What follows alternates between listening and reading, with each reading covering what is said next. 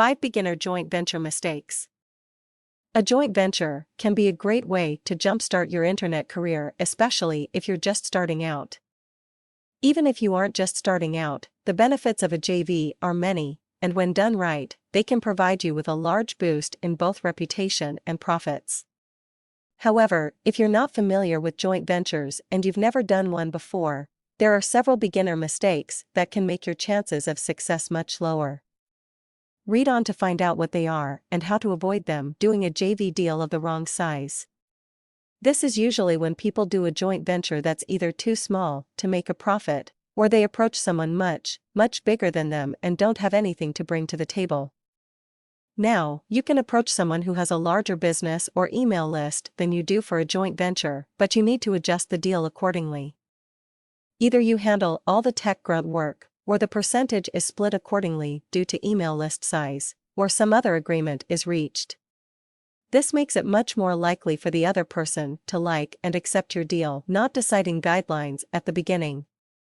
Those guidelines should be agreed upon by both parties before any work starts on the actual joint venture itself, and then delivered in writing to everyone involved. It might sound unnecessary, especially if you're working with someone that you know, trust, and like, but discussing every part of the venture and then laying out everything you decided can prevent disagreements later on down the road. Make sure to discuss the percentages involved, what kind of promotion each of you will do, what kind of work each of you will do in detail, when all of this will be done, and how long you're planning on working together, not checking out your partner.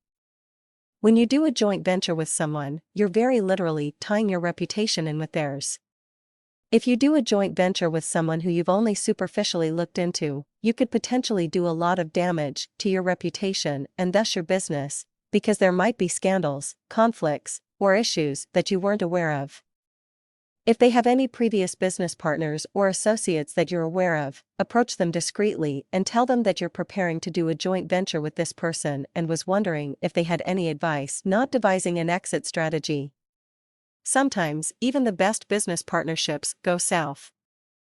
In the event that that happens, you need to have already decided how to handle it, so that you can handle it calmly and professionally without getting caught up in the heat of the moment.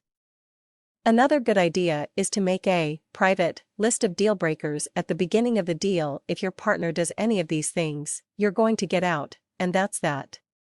Deciding these issues ahead of time make it much easier for you to handle issues if and when they occur, and will make your exit as painless as possible for everyone involved. Working together long-term right off the bat.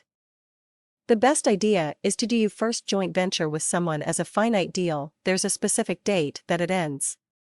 Offerings like classes or courses are ideally suited to this, and this way, you get a sense of what it's like to work with this person and know that you can trust them in a business deal, without them pulling any funny business. Your first joint venture with them will pave the road for more, and those can safely be longer term now that you've tested the waters.